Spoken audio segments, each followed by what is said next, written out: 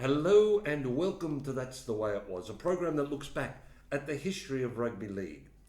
In episode 14, on November the 8th, 1920, a meeting is held at the School of Arts in Bowns Road, Kogarah.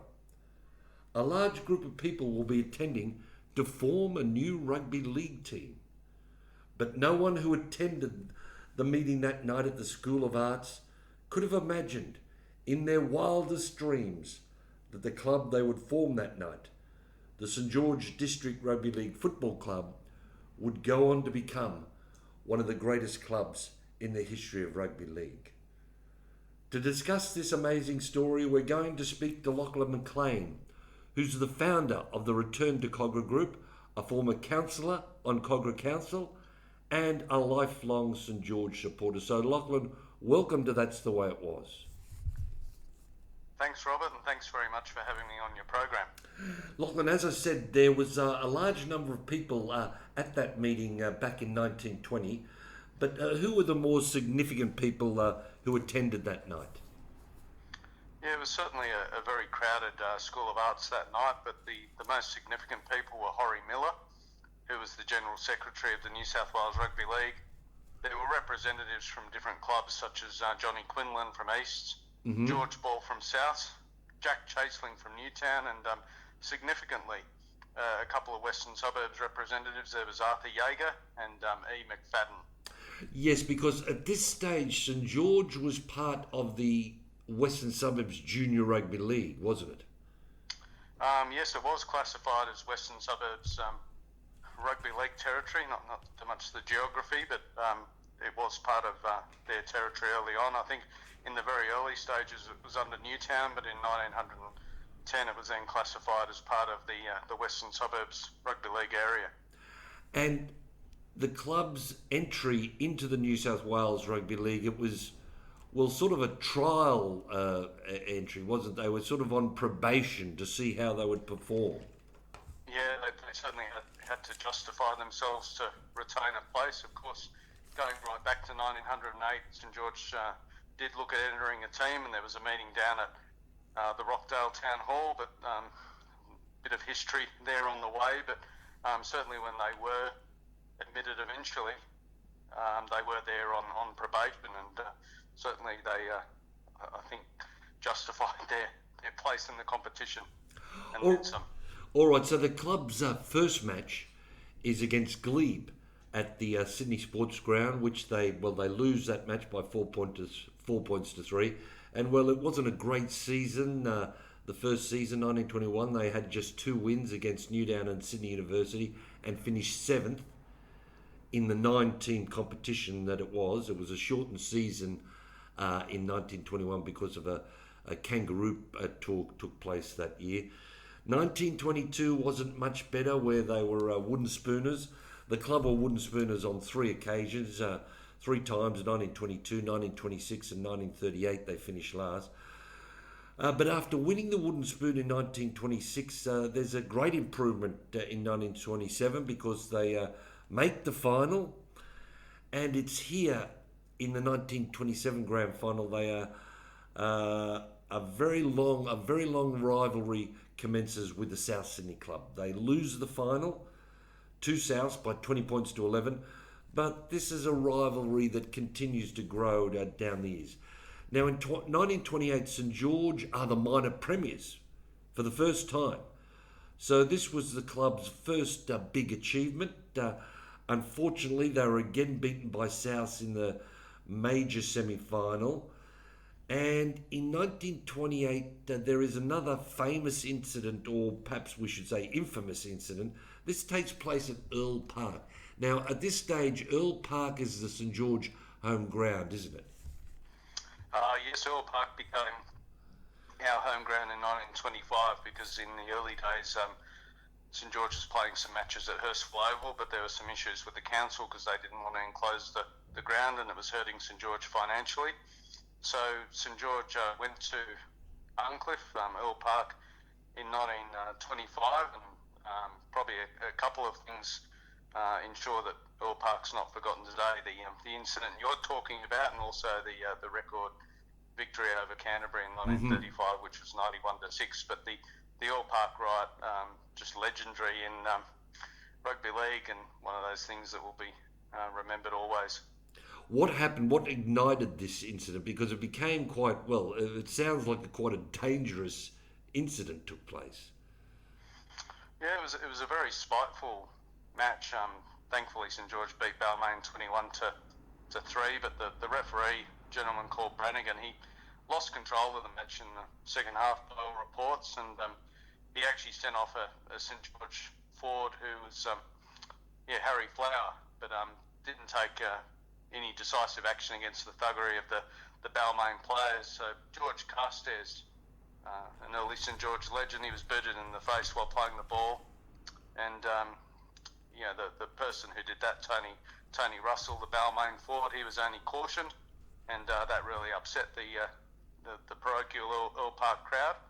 And there was also another incident just at full time where the Balmain player Bishop chased a Saints player Arnold Trainer around, and so it really incited the crowd, and the St. George supporters invaded the field, and some even ripped off fence palings to assault the Balmain players. And one very interesting thing out of that is that Russell from Balmain, who had assaulted Carstairs effectively, they ended up in the same ambulance, and they continued the fight there, which almost sounds a bit comical, but it was about a week later the New South Wales Rugby League finished their investigation of the incident.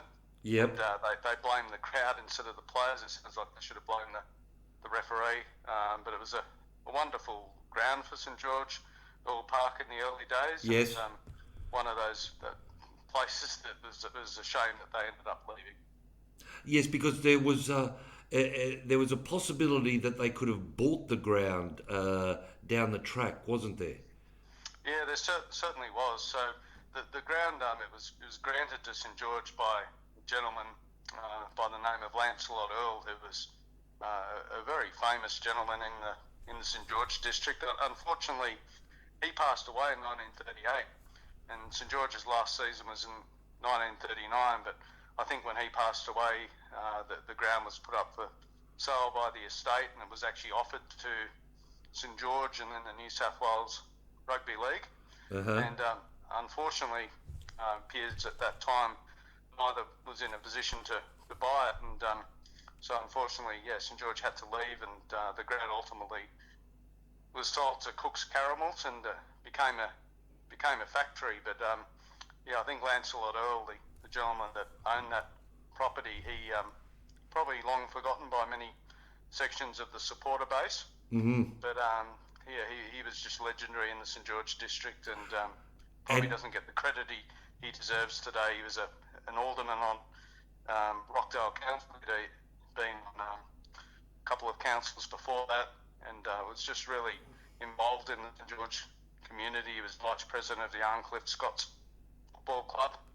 So I think we should always be really grateful for Lancelot Earl. And St. George, when they left Earl Park, was this when they went to Kogarah?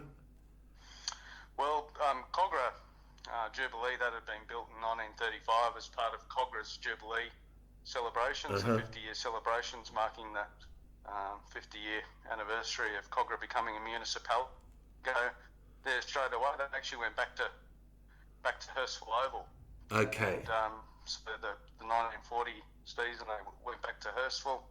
They won the first premiership there, of course, in 1941. So I think that it kind of worked out things with Hurstville Council at that stage. But it seems like a bit of a tragedy leaving Earl Park, and they had a custom-built ground there, and that Earl had built the grandstand, and it was one of the really advanced grounds at the time. It had lockers and showers, and for the 1920s and 30s, it was pretty advanced. So it's probably one of those things that was a bit of a tragedy for the club. As I said, long forgotten, but it's good, programs like this help people remember what happened.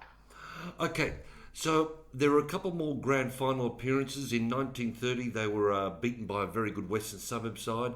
They lose again in 1933 to Newtown by 18 points to 5.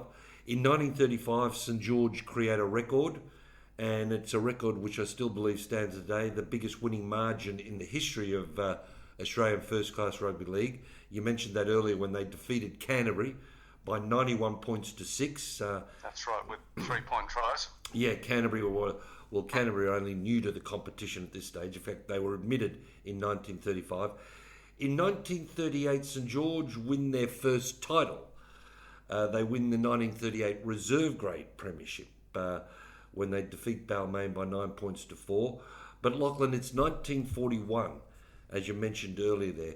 1941 when they have their first success in first grade. What can you tell us about the 1941 Premiership Winners? Yeah, it was St. George's maiden premiership. Also, the year my mother was born, she always reminds me of that they won in their first year. But they defeated East, 31 to 14, and East were the favourites. They were minor premiers. St. George finished fourth on the premiership ladder. But a big part of the reason they won the grand final was the captain coach Neville Smith. Mm-hmm. So he was knocked out fairly early in the game. There was a heavy tackle early in the match. No HIA back then, but he recovered. Ended up scoring 13 points in the game. There was 1 try and 5 goals. Uh-huh. So they became the first team that ever won the competition from 4th spot. So yes, a very good performance. And interestingly, their first captain, St. George in 1921, was a team select, and he had two sons in that team, Jack and Herb Jr. Yep. in the winning team. So really good. They continued the family tradition. Owen Campbell scored a couple of tries for the Saints, but one of the famous stories out of that grand final was that the centre, Gordon Hart, he actually made a 28-hour trip from the AIF camp in Victoria to play in the game, and he scored a try. So that was a remarkable story in the middle of World War II. All right. Now, unfortunately, they couldn't back that up the following year, 1942. They again make the grand final, but they are beaten by Canterbury, the team they thrashed there back in 1935. Apparently, it was a bit of a mud heap. Canterbury scored a late try to win by 11 points to 9. In 1946, again, the St. George were actually minor premiers for the second time in 1946, but they couldn't back it up on grand final day against Balmain.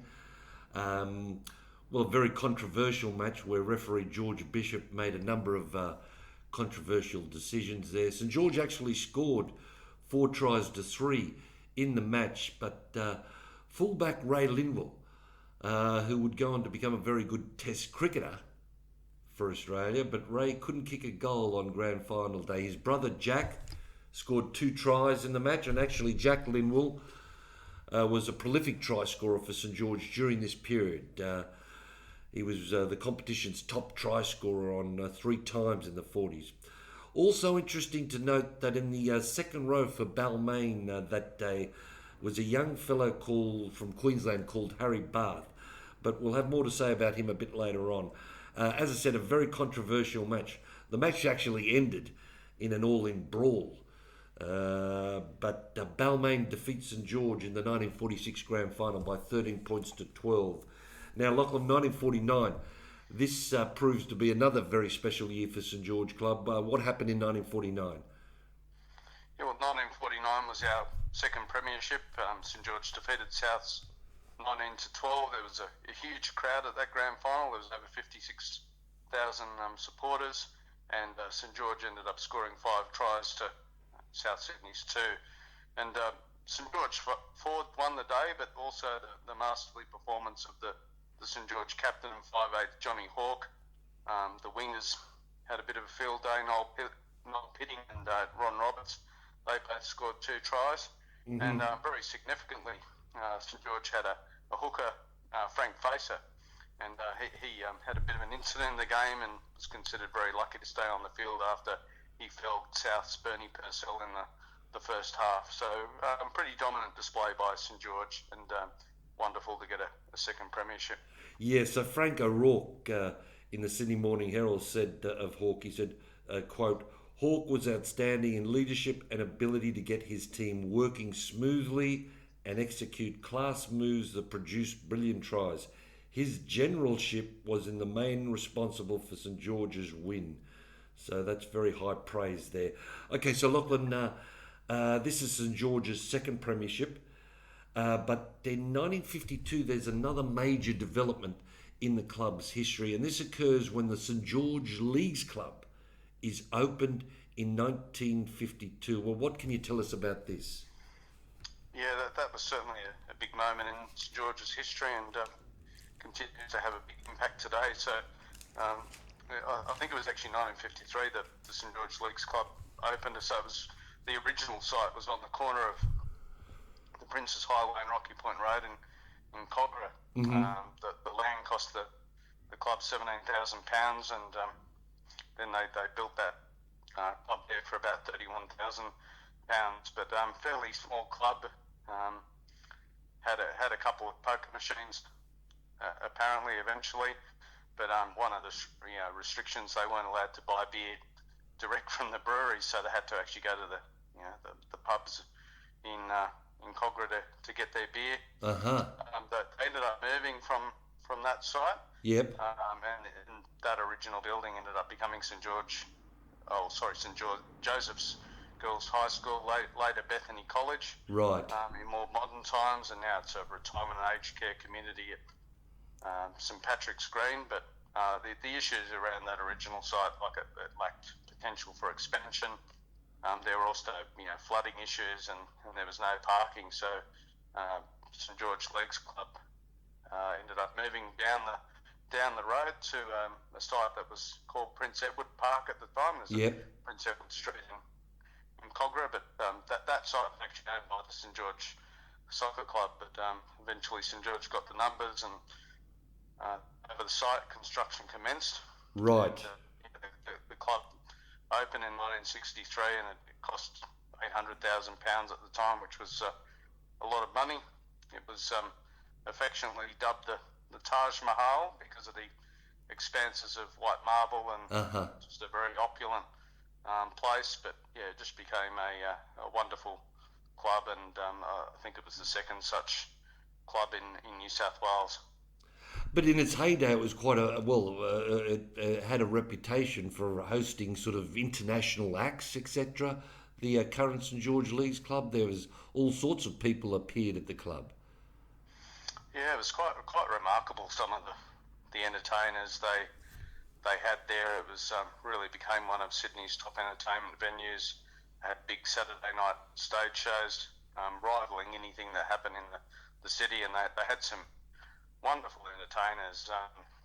I guess in more contemporary times, there were people like Tina Turner, living in Newton John, right? Ronnie Corbett from the two Ronnies, Robert Goulet, who was quite a good singer. Yeah. People like Glenn Campbell, Blood, Sweat and Tears. Okay. Even Val Durnican, who my father was pretty critical of. I think he called him Bob Dunnicam because he reckoned he was pretty saccharine, but he was a pretty good crooner. But yeah, actually put up a post not long ago on one of the Facebook sites just asking who people saw there, and they mentioned people like Jim Owen, Midnight Oil, Martin St. James, the Angels, Hunters and Collectors, Bjorn. Right. But they apparently even Billy Bass, and of course there were the Sunday afternoon movies, but there were the big shows like My Fair Lady, Jesus Christ Superstar, Hair, the Black and White Minstrels, and I think even Bette Midler was in the audience one time to watch Tina Turner back in 1979. So it was really the place to be, and I think a lot of supporters and Leagues Club members have very fond memories of that auditorium, and just the club opening in 1963. A lot of people thought it was not only the most magnificent club in Australia, but anywhere. All right, now Lachlan, we've been talking about grand final wins and minor premierships, but there's something else we should have mentioned, and that's the club championship. Now, the club championship was introduced in the 1930s. It's a test of the club's overall strength. Points were awarded for the performance in all three grades. And it's during this period, the 1940s into the 1950s, that St. George start to win the club championship quite regularly, don't they? Yeah, they certainly did. I mean, in the early years, Eastern Suburbs won a number of club championships and Souths and even Canterbury, but then, yeah, St. George became very dominant. And, St. George won 18 club championships. The closest after that was the Roosters with 10.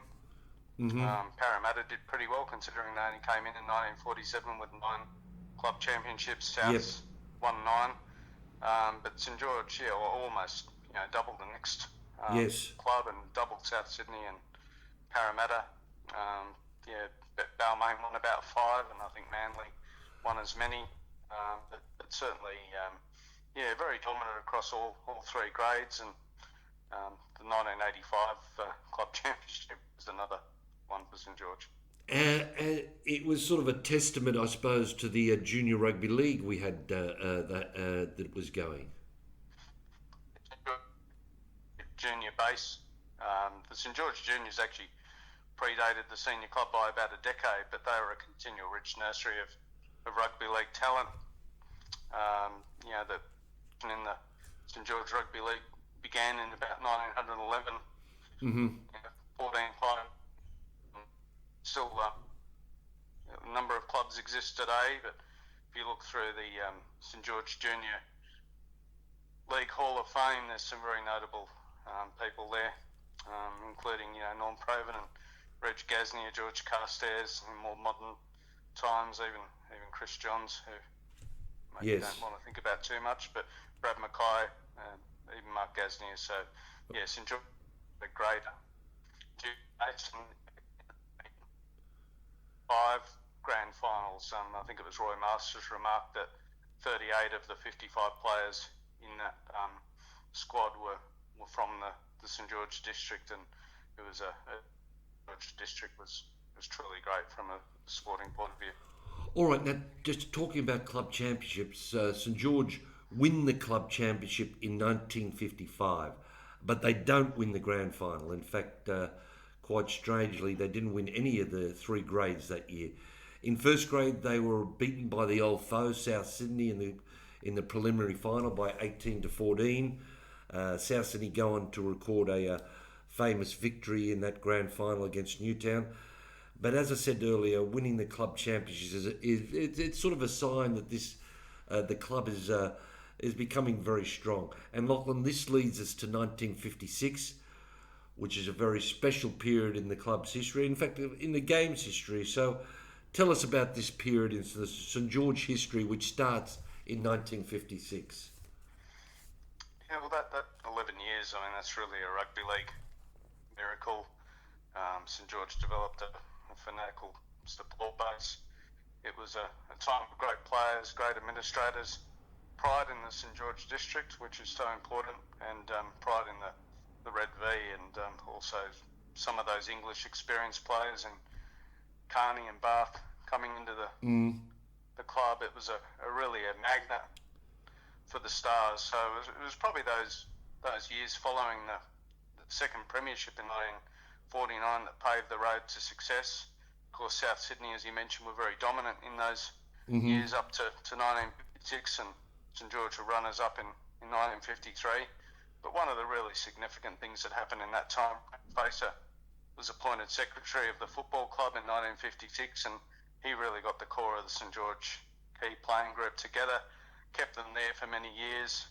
And Carney joined Saints in 52 after returning from England, where he played for Leeds. He was captain coach from 57 to 61, and of course, Proven took over as captain then, and eventually Ian Walsh in the last year of the 11 years. But just having so many great players, including some of the best finishers in the game, Lunston, Johnny King. So just a magical time, which was really underpinned by Frank Facer, just an administrator without peer, a great people manager, and secretary. So it was a very, very happy club. It's sort of they took the game to sort of like national and international attention, because suddenly people all around Australia, in fact, all around the world. I think it was Larry Reiter who wrote about this, but of course, rugby league was pretty much just a sport played in New South Wales and Queensland. But suddenly, people in Victoria and South Australia, etc., they were hearing about this team that was winning all these premierships.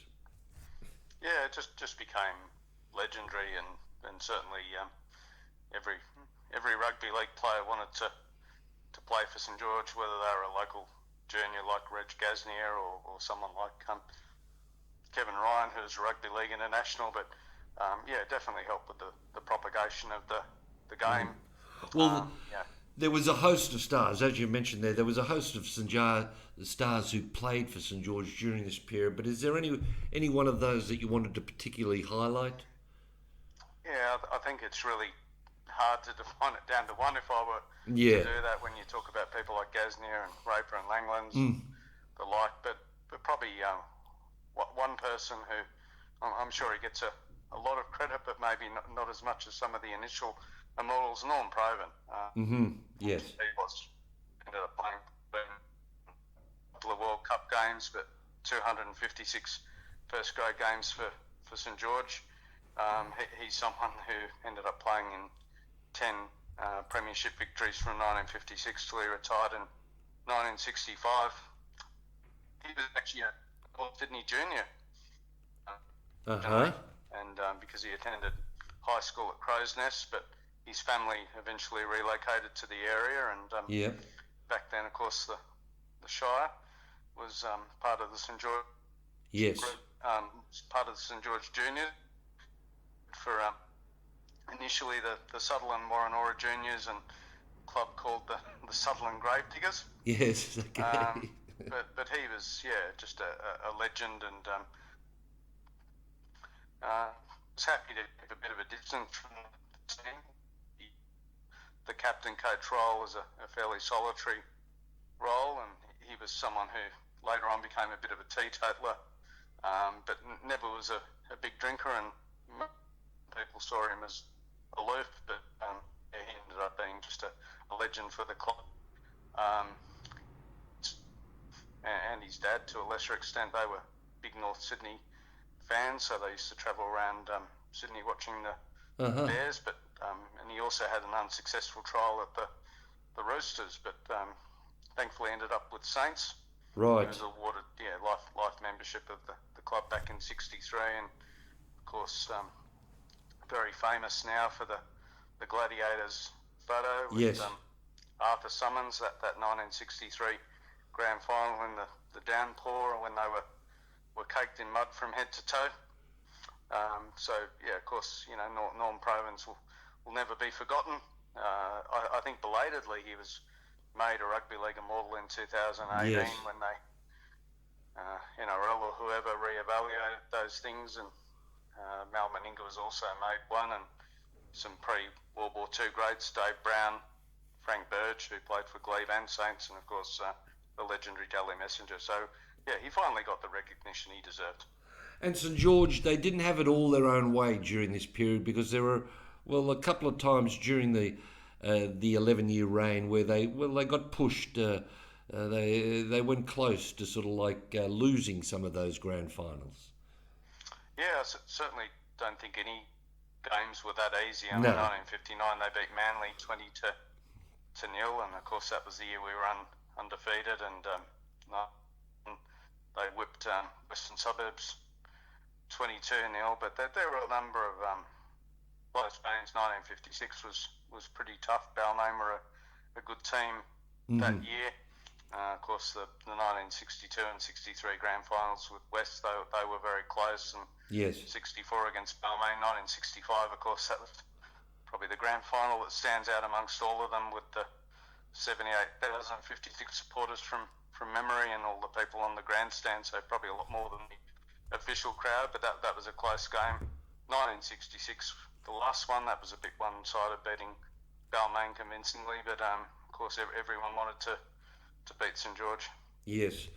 Okay, the great reign comes to an end in 1967 when St George are beaten by Canterbury in the preliminary final, and I think there was a genuine sort of sense of shock when it did come. I remember watching a replay of the Canterbury versus St George preliminary final. The match was covered by ABC TV, and the commentator at the time for the ABC was called Alan Marks, and he seemed quite speechless, to tell you the truth, at the end of the game. And even reading the newspaper reports the following day, it all seemed a bit unbelievable. I think a lot of the media thought that St George would play South Sydney in that 1967 grand final. But St George, they continue to be competitive. They continue to make semi-finals and grand finals. They play South Sydney again in the 1971 grand final. They were beaten by 16 points to 10. 1974 was an interesting year, wasn't it, Lachlan? 1974. Yes, well, they missed the first finals for the first time in, I think it was about 23 years. Yes. Or so. So it was not a good year for Saints, but of course 1975 they did pretty well until the grand final at least, when they had that significant loss, the white boots incident that we all like to forget about. But 1974 was not a good year. Yes, okay, 75, as you said, they bounced back straight away. They make the grand final. Unfortunately, it's a record losing margin, 38 points to nil against it's a very good Eastern Suburbs team. Graham Langland's there, as you mentioned there. Apparently he had some treatment for an injury prior to the match. Something obviously went wrong, because some people say that he couldn't even walk in the dressing room prior to the match. In 1976, Graham Langlands, the club's highest point scorer, does retire. Langlands is captain coach of St George at the time. So St George are looking for a new coach, and Lachlan, at this point, Frank Facer, well, he hunts down an old fox. Who's the old fox? Yeah, well, the old fox is Harry Barth, who had some great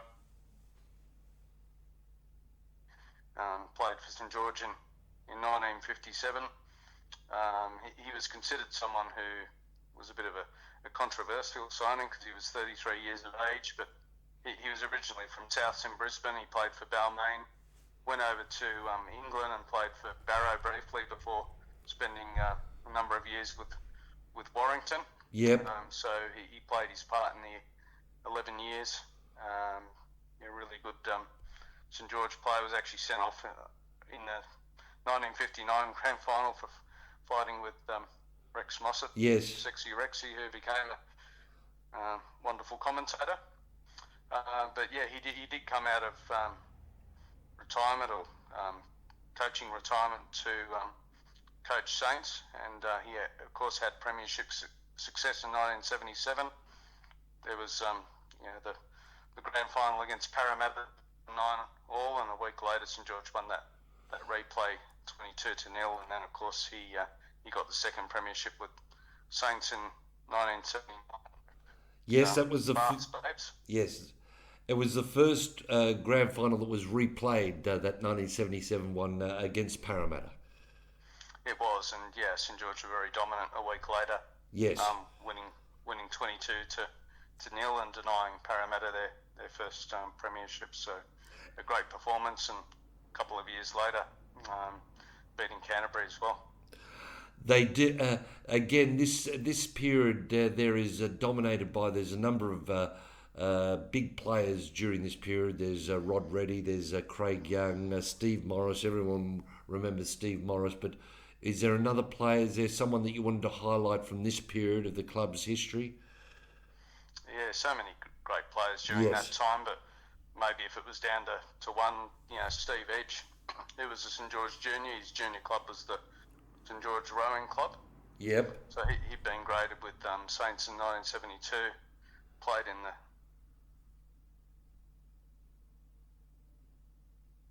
Sorry, just missed that, Lachlan. Area, but won 5 premierships Sorry, mate. You Four just of those he was actually captain. Lachlan. Sorry, you just dropped out before there. What were you saying earlier about Steve Edge? Oh, sorry, I just said that he was a St. George junior. I'm not sure Okay. if you heard that, but he was with the St. George rowing club, and he was graded with the St. George Dragons in 1972, and he played in the Premiership winning third grade side. Right. He was one of the best on-field leaders of all time in the modern era. Yep. And won 5 premierships, but 4 of those was as captain. He wasn't captain of Saints in '79. Right. He did play in that 1975 grand final, unfortunately for him. But 1979 he found his best form to play in the first grade team. I think he had been dropped to reserve grade at times, but he was just a great player and a St. George junior with that St. George rowing club. All right, so St. George, they continue to make grand final appearances. In the mid-1980s, with Roy Masters as coach, St. George, well, they looked like they could win a premiership. 1984 there, they were beaten in the preliminary final. A last-minute try to Eric Groth got Parramatta through to the grand final. In 1985, very disappointing loss to Canterbury in the grand final by 7 points to 6. In the early 90s, with Brian Smith as coach, they are beaten in consecutive grand finals by, again, a very good Brisbane team in 1992 and 93. And the last grand final appearance for St. George was in 1996 against Manly Warringah, a 22-8 loss there. But Lachlan, just quickly, your thoughts on those grand finals?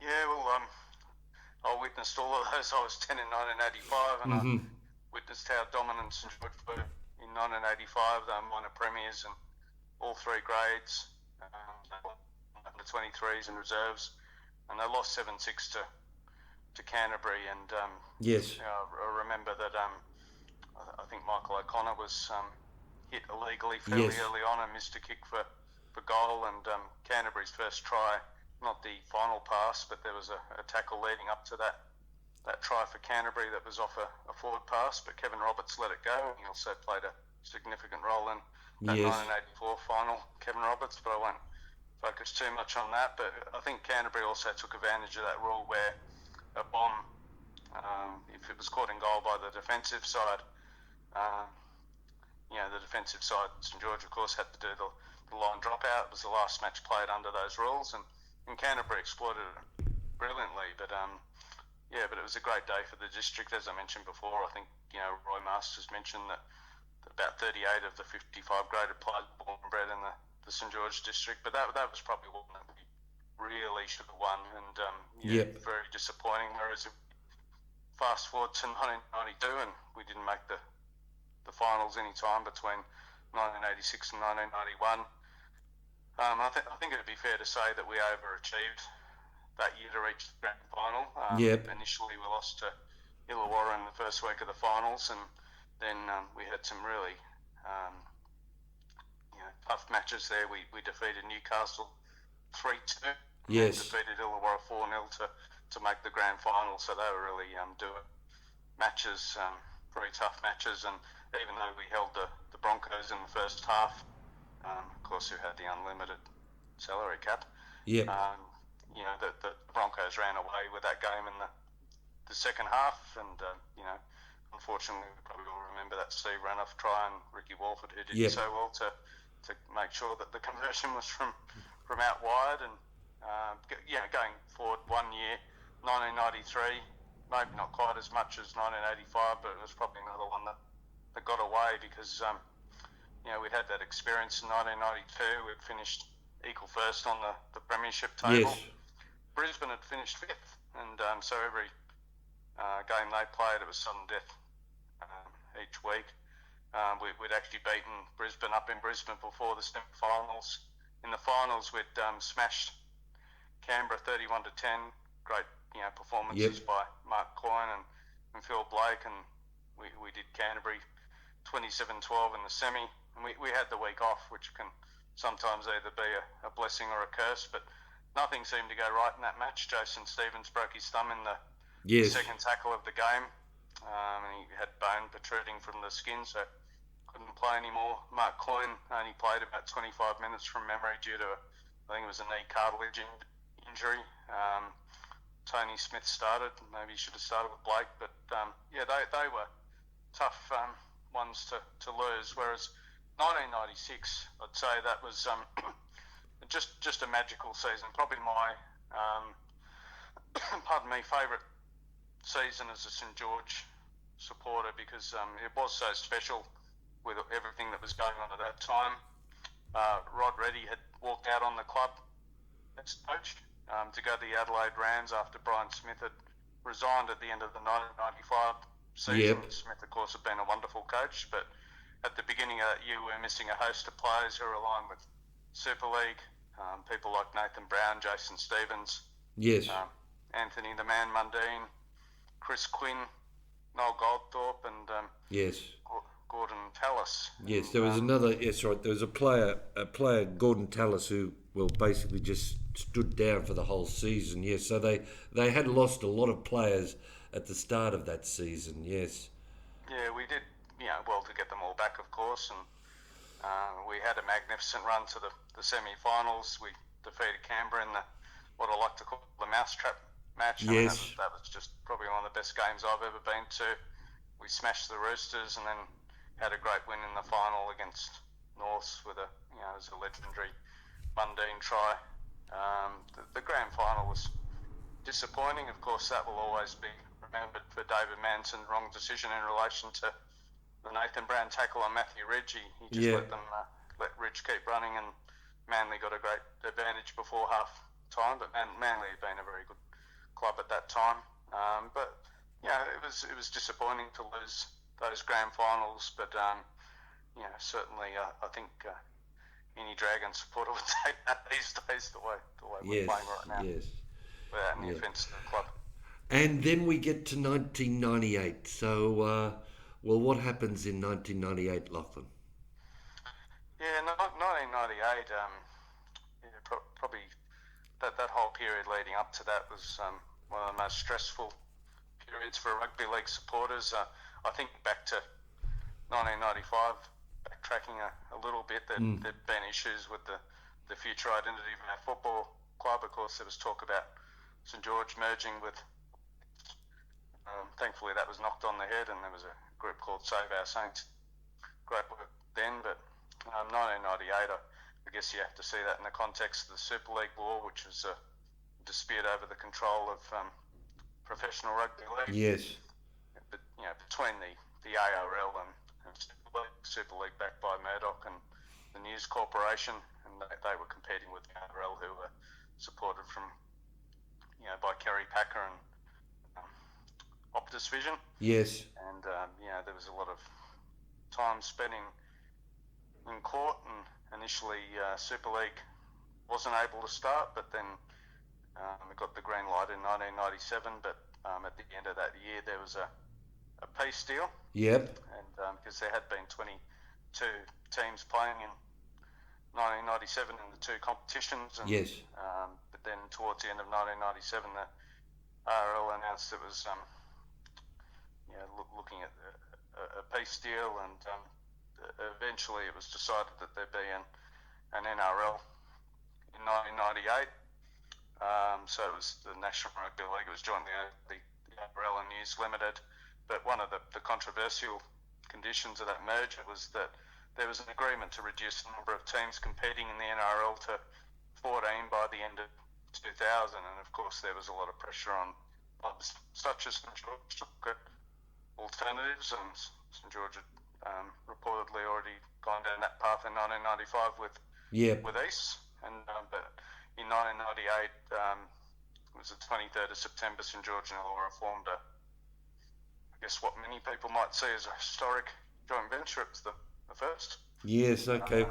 The final match for St. George actually was at Kogarah Oval, 29th of August 1998 was the final match for St. George. It was a qualifying final against Canterbury. They lost that match 20-12. And then these negotiations began. Were the supporters consulted? Did the supporters of St. George have any say in this merger that took place later in September? Yeah, there was I'm sorry, Lachlan. Could you just repeat that because you're just breaking up a bit there? Okay. Sorry, Robert. It must be the mobile, but just Yeah. the members of the St. George District Rugby League Football Club weren't given a formal vote Okay. on whether they wanted that joint venture or not. I remember the club did encourage feedback, but it was sort of more just, something they asked for, general feedback rather than a formal vote. So, certainly to the best of my memory, there was no vote on that, unfortunately. And there were financial incentives. There were financial incentives for getting involved with these mergers. Yeah, newspaper reports at the time suggested that St. George Illawarra joint venture was starting with about $1 million in the bank, but reports did vary, and it was always hard to sort of figure out what was going on, and you're sort of relying on News Limited and Fairfax to report things Yes. accurately if they knew the story, but definitely financial incentives. And then of course after that there was the West Tigers merger Yes. with Balmain and West, and the Northern Eagles train wreck with the poor North Sydney Bears Yes. and Manly. Who were the officials involved in this decision on September the 23rd? Yeah, well, of course at St. George there's the Leagues Club and the District Rugby League Football Okay. Club, but the Leagues Club board at the time, to the best of my memory, it was Warren Lockwood who was the chairman. There was Peter Doust, Yes. who was the deputy chairman, of course ended up being a CEO of the St. George Illawarra Dragons. There was James Grant, John Martin, Brian Johnson, James Farmer, Peter Black, and Douglas McClelland.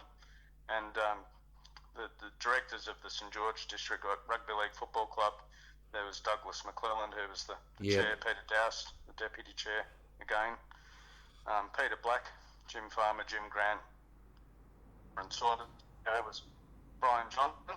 But there was also 98 that included McClelland, Black, there was John Dowling, Bruce Spall, John Stanley, Robert Stone, who we all miss a lot, and Graham Wynn. Okay.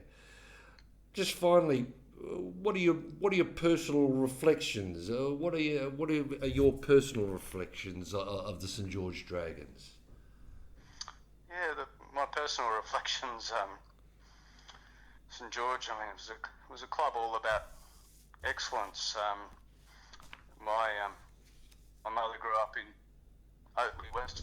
Yep. I think she was the first student enrolled at Oatley West Public, and went to St. George Girls, and my uncle went to those 11 grand finals, so that's really why I ended up as a St. George supporter. Yep. Club that's brought me so much joy.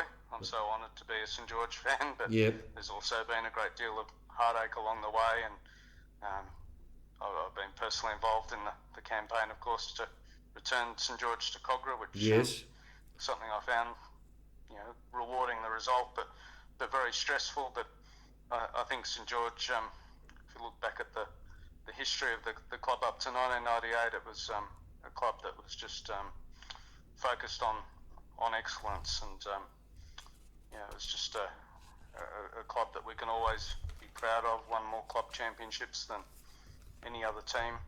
They actually won more grand finals than any other team as well, because a lot of South's early premierships came from first past the post. I think their premierships between 1908 and 53 were as a result of victories in finals, a forfeit, and topping the premiership table. So that they only had 3 grand finals between those years, 1908 to 53, when grand finals became compulsory. But I think with St. George, in another 100 years, people will still look back on the club and be really impressed by what St. George achieved. So 100 years from today, I think that record will stand the test of time. That's the way it was. The history of the St. George District Rugby League Football Club, 1921 to 1998. My name's Rob Corra, on behalf of Lachlan McLean.